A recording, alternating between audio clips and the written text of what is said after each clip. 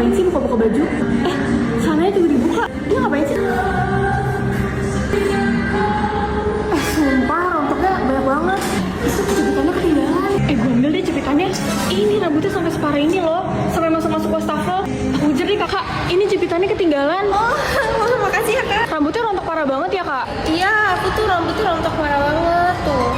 Botak juga kak. Oh iya sih kak, parah banget tuh. Man, kok kakak bisa sih rambutnya tebal banget? Dulu juga rambut aku kayak gitu. Itu karena scalp barrier-nya rusak. Tahu nggak kalau pakai shampoo apa namanya? Cari aja kak, serum sama Velovi. Itu bagus buat scalp. Aku boleh minta linknya aja nggak? Boleh kak. Aku barusan searching ternyata dia tuh ada kandungan EcoScalp teknologinya ya, makanya bisa betulin scalp barrier gitu. Tapi rambut rontoknya udah berkurang banget loh.